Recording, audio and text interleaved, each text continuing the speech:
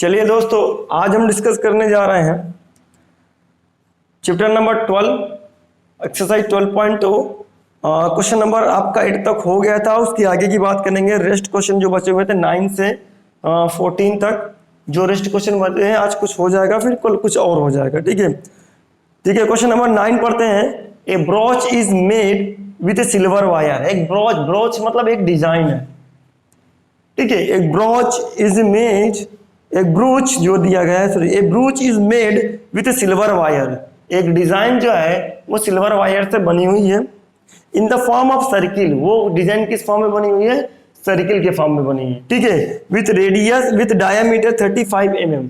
तो डायामीटर आप question number 9 है और एक्सरसाइज है 12.2 और पेज नंबर है आपका है पेज नंबर है 230 पेज नंबर एनसीईआरटी। ये यहाँ पर तो हमको रेडियस कितना दिया है, जो ब्रोच बना हुआ है उसका सर्किल का रेडियस दिया है। रेडियस ऑफ सर्किल कितना दिया है? 35 mm में बात चल रही, 35 mm, सॉरी रेडियस नहीं, डायामीटर है। डायामीटर कितना है? डायामीटर ऑफ सर्किल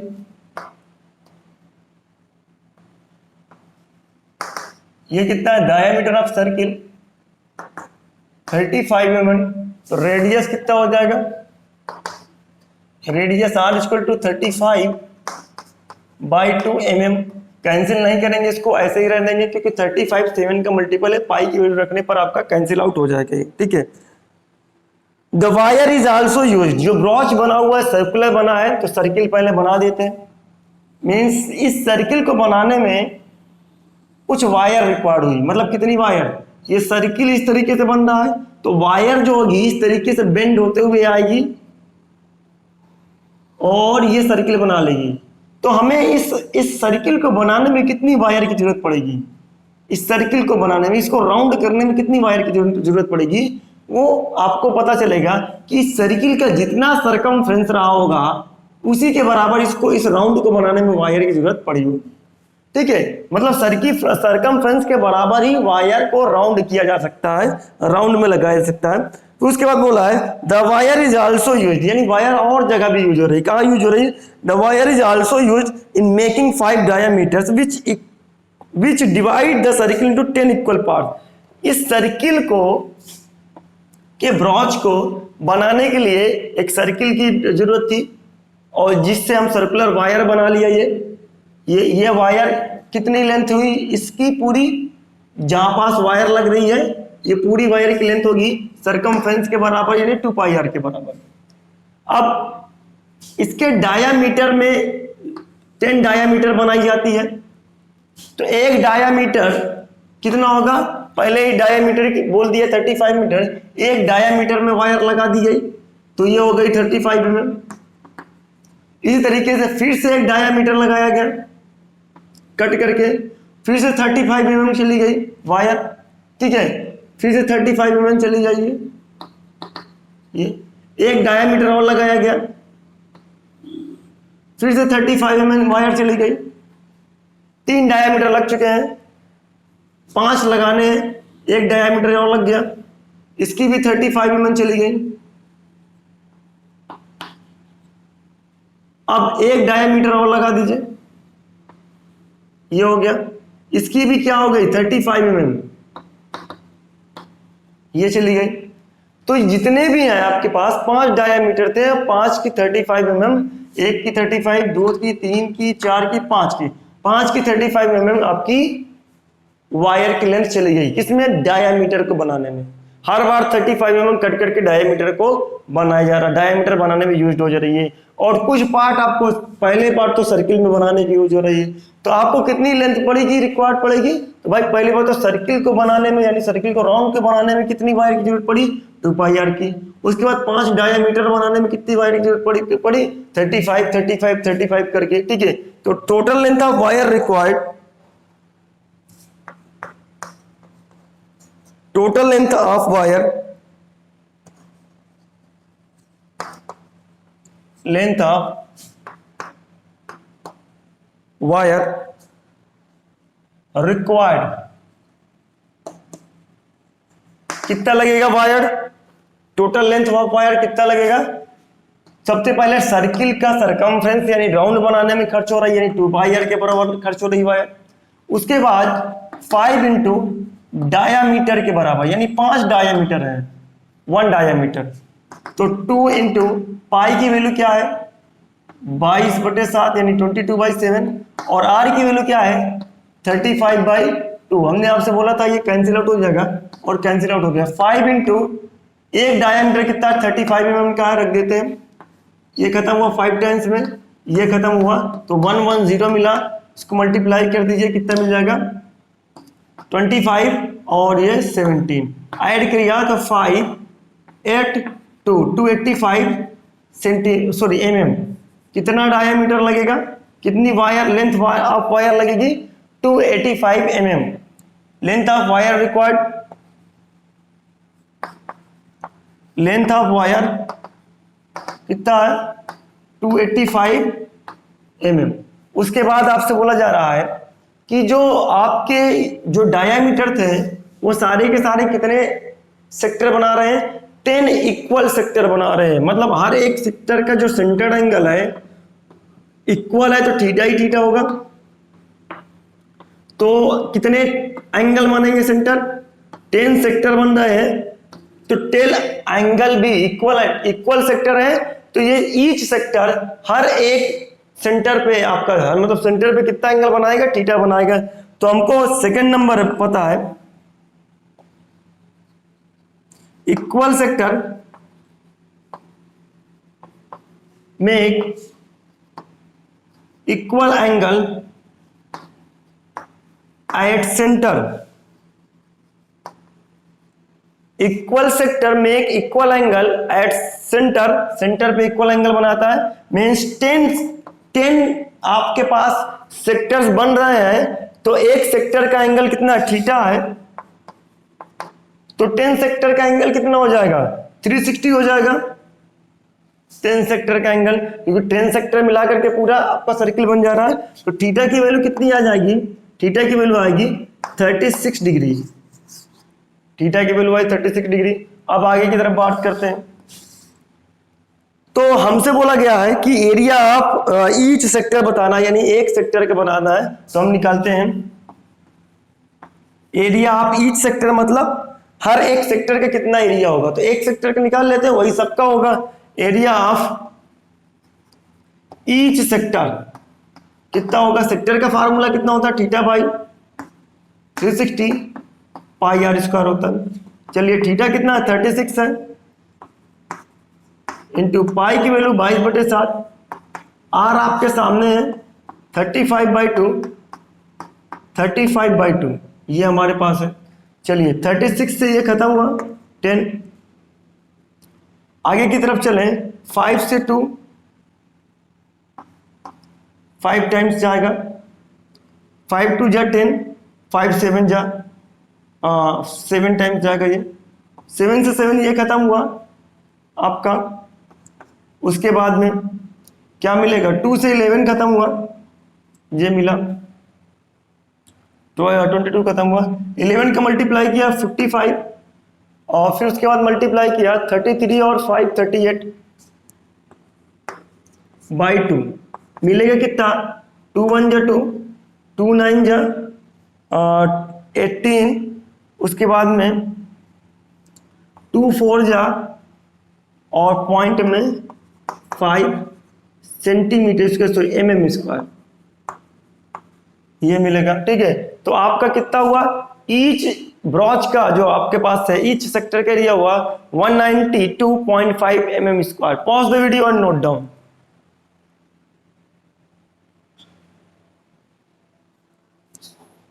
ये सॉरी यहां पास एक 2 बच गया था, तो यहां पास ये 2 ना हो करके कितना होगा 4 होगा, 2 2 जा 4 बचेगा, उसके बाद में होगा mm स्क्वायर।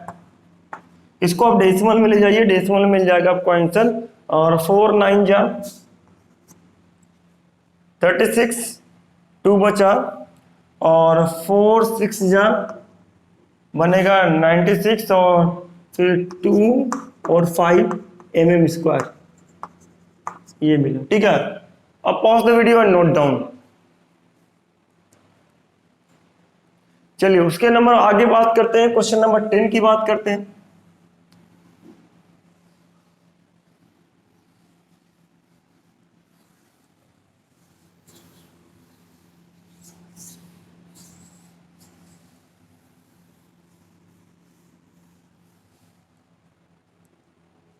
क्वेश्चन नंबर 10 क्या कहता है? 10 हमसे कह रहा है एन अम्ब्रेला हैज 8 रिब्स, एक अम्ब्रेला है उसके पास 8 रिब्स है, विच आर इक्वली स्पेस्ड, मतलब जो 8 तीलियां हैं, रिब्स का मतलब यहाँ पास क्या है, तीलियां हैं। ठीक है, एक अम्ब्रेला के पास 8 तीलियां हैं, तो अम्ब्रेला कुछ इस तरीके से होता है कि अगर उस अम्ब्रेला को फोल्ड कर, मतलब आपको फ्लैट कर दिया जाए तो पूरा एक सर्किल बन जाता है, लगभग अप्रोक्सीमेटली सर्किल बन जाता है। तो अम्ब्रेला है और उसके बोल रहा है उसके पास 8 रिब्स है, मतलब जो ऊपर क्या नाम है, टॉप में से नीचे की तरफ तीलियां आती उसी को रिब्स बोला जा रहा है। ठीक है, कितनी रिब्स है? 8 रिब्स है। ठीक है, उसके बाद इक्वली स्पेस्ड है, यानी आपका जो रिब्स है वो हर एक 2 रिब्स के बीच का जो स्पेस है वो सबके लिए इक्वल है। ठीक है, 2 रिब्स के बीच का स्पेस जो है वो सभी रिब्स में आपका क्या इक्वल है।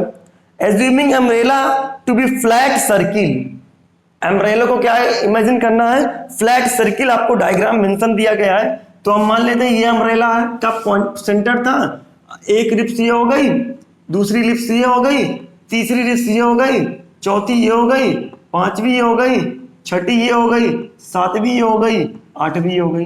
अब सभी रिब्स को ऐसे राउंड कर दिया गया ऐसे, तो ये एक फ्लैट सर्किल बन गया। बना लीजिए, आपको सही से सर्किल बना नहीं है। ये जितनी भी रिब्स हैं इक्वली स्पेस्ड है, मतलब इक्वल है, ये सभी का जो स्पेस है वो क्या है, सभी इक्वली स्पेस्ड है, ये बोला गया है। रिब्स जो है इक्वली स्पेस्ड है, मतलब जो ये आपका स्पेस बन रहा है सेक्टर की तरीके से जो स्पेस बना है, ये सभी का जो स्पेस है वो इक्वल है, मतलब स्पेस इक्वल है तो एरिया इक्वल है। फिर क्या है, इसकी रेडियस कितनी है, 45 centimetre. Find the area between 2 consecutive ribs of umbrella, हमको बोला है 10 नंबर क्वेश्चन में। ठीक है, length of radius of circle, radius of circle कितना है, रेडियस ऑफ सर्किल 45 सेंटीमीटर। ठीक है, अब 8 रिब्स है, 8 ribs 1 2 3 4 5 6 7 8, 8 ribs makes 8 equal sector, 8 ribs make 8 equal sector. ठीक है, और इक्वल सेक्टर है इसका मतलब एक सेक्टर का एंगल हुआ थीटा, और कितने सेक्टर है, 8 है, और सबको मिलाकर कितना होगा, 360 डिग्री एंगल हो, सभी सेक्टर्स का एंगल मिला देंगे यहाँ पास कि कितना, theta theta theta theta theta theta theta theta, कितने थीटा हो जाएंगे, 8 थीटा हो जाएंगे। तो 8 थीटा इंटू 360 डिग्री, तो थीटा की वैल्यू क्या निकल के आएगी, 45 डिग्री। कैलकुलेट कर लीजिएगा, मिल जाएगा आपको 45 डिग्री, यानी सेंटर एंगल आपको कितना मिला,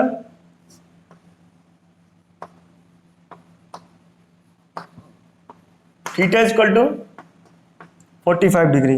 अब आपसे बोला है find the area between 2 consecutive ribs. ठीक है, तो हम लिख सकते हैं एरिया बिटवीन 2 consecutive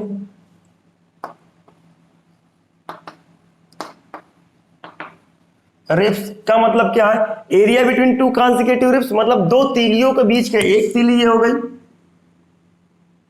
एक तीली हो गई, कॉन्जिक्यूटिव मतलब लगातार, तो इसका बीच का एरिया ये हो जाएगा।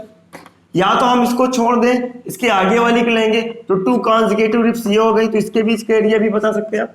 तो 2 consecutive रिब्स के बीच का एरिया आप बताना है आपको। ठीक है, तो टू कॉन्जिगेटिव रिप्स के क्या रिप्स के बीच का एरिया कितना हो जाएगा? तो हमको दो कॉन्जिगेटिव जो रिप्स हैं वो क्या बना रहे हैं? वो सेक्टर बना रहे हैं। तो हम क्या लिखते हैं? Area of sector. तो हम लिखते हैं एरिया ऑफ सेक्टर कितना है हमारे पास? Theta by 360 into pi are square. Theta की वैल्यू कितनी है आपके पास? थीटा की वैल्यू आपके पास अगर देखा जाए, थीटा की वैल्यू निकल के आई थी 45 डिग्री और ये है 360 इंटू पाई की वैल्यू क्या बोला इसने? पाई की वैल्यू कुछ नहीं बोला, तो 22/7 रख देते हैं। आर कितना है आपके पास? आर भी 45 है, 45 रख सकते हैं। आर की वैल्यू भी 45 है। चलिए लिखते हैं, तो ये मिलेगा 8 टाइम्स में खत्म हो जाएगा। ये कितने टाइम्स में खत्म हो जाएगा? 11 टाइम्स में। ये 4 टाइम्स, ठीक है। अब 45 और उसका मल्टीप्लाई कर लें, उसके बाद आपका आंसर मिल जाएगा, ठीक है। तो हम मिलते हैं इसके, करते हैं 45 का मल्टीप्लाई 45 में करें तो कितना मिलेगा? 45 और प्लस 45 25, 20 2 22, 20 16 18, 5 2 10 2 मिलेगा। तो ये मिलेगा आपको 11 इंटू 2025/4। मल्टीप्लाई की आगे की तरफ कितना मिला? 11 5 जा 5, 11 2 जो 22, 22 को 5 कितना हुआ? 27, 11 0 0 कितना मिलेगा? 2 मिलेगा। 11 2 जो 22, ये 2 मिलेगा और डिवाइडेड बाई 4 मिलेगा। इसको आप डिवाइड कर सकते हैं। डिवाइड करने के बाद जो भी आंसर आएगा आपको हो जाएगा। क्या आंसर है फ्रैक्शन में या किसी में? डेसिमल में ही आंसर है, सॉरी 28 है यहाँ पर सेंटीमीटर। आप इसको डेसिमल में लेकर के आएंगे, आपका लास्ट आंसर किसमें होना चाहिए? डेसिमल में। डिवाइड करके डेसिमल में ले जाइएगा, ठीक है। Pause the video and note down. Question number 11 की बात करते हैं।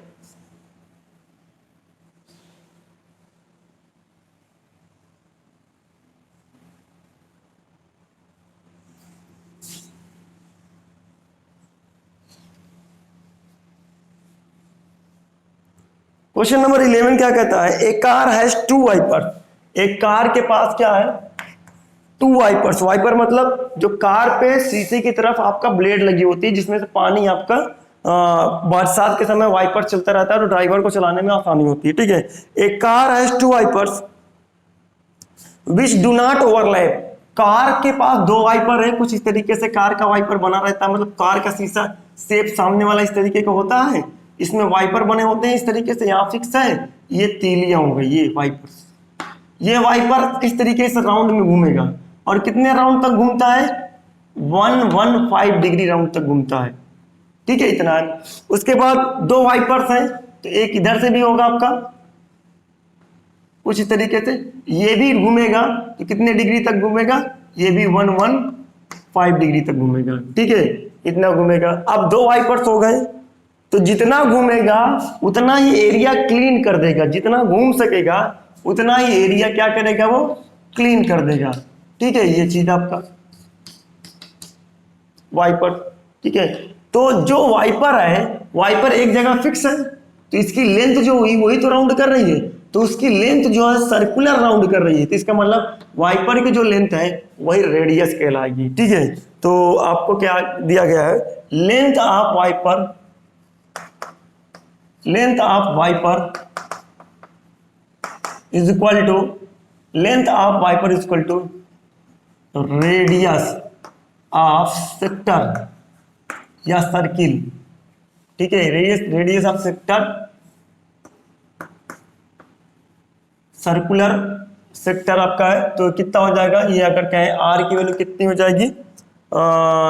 11 में 25 हो जाएगी, 25 सेंटीमीटर। उसके बाद सेंटर एंगल कितना है?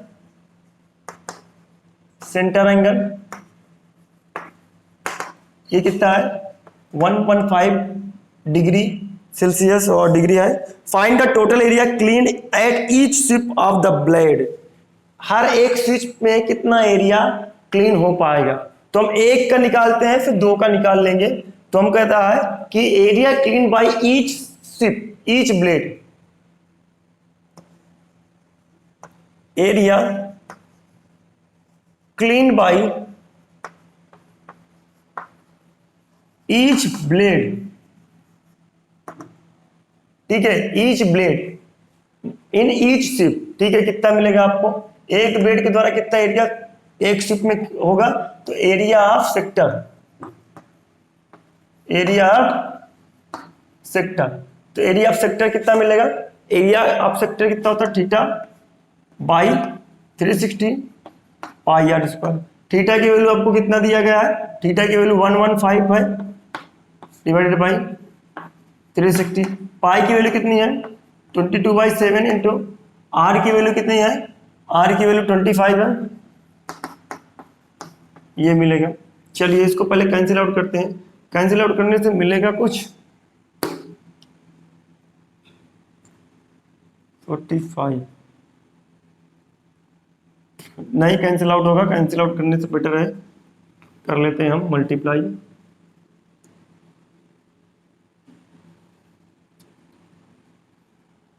पच्चीस,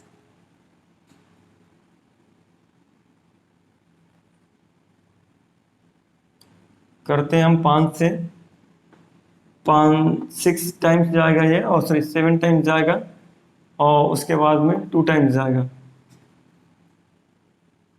उसके बाद ये जाएगा आपका 2 टाइम्स जाएगा और 3 टाइम्स जाएगा ये, ठीक है, 23 मिलेगा। और उसके बाद ये जाएगा 36 टाइम्स जाएगा, ये 11 टाइम्स जाएगा, ठीक है।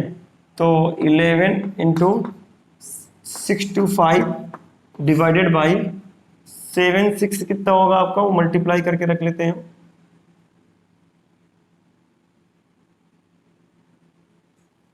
7, 6 का 1150 25 625 5 से है, तो 22 मिलेगा। उसके बाद आपको क्या मिलेगा 21, 21 और 52 ये मिलेगा। 7, 6 या 42, 7, 3 या 21, 21 और 4 कितना हुआ आपको 25 ये मिलेगा। अब इसको आप मल्टीप्लाई कर लें, मल्टीप्लाई करने से ही मिलेगा आपको। तो हम इधर मल्टीप्लाई करते हैं, 11 का मल्टीप्लाई 33 में करते हैं तो 3 मिलेगा, और 11 2 या 22, 22 और 25 मिलेगा, ठीक है। और फिर 6 to 5 का मल्टीप्लाई करते हैं, कितना मिलेगा 33 और 20, 22 और 3 25, 5 3 जा 15, 1 मिला, 5 16 26 और 5 2 जा 10 और 11 सॉरी 12, ये 6 मिलेगा, 10 मिलेगा और ये 5 मिलेगा, फिर 18 मिलेगा और 30 और 31 मिलेगा, 12 एंड 15 मिलेगा, ठीक है, ये मिलेगा 5 12 1, उसके बाद मिलेगा 7 और 8 5, ठीक है, इतना मिलेगा आपको आंसर। तो 1 5 8 1 2 5 बाई 252 सेंटीमीटर स्क्वायर। तो एक ब्लेड के द्वारा इतना एरिया क्लीन होगा। टोटल एरिया क्लीन कितना होगा इन each ship, total area clean, तो एक ब्लेड के द्वारा इतना है, तो 2 इंटू टोटल एरिया की बात कर रहे हैं, एक ब्लेड के द्वारा इतना है, टोटल एरिया के द्वारा, टोटल दोनों ब्लेड के द्वारा कितना, total area clean by each ship, one ship by both blade, ठीक है।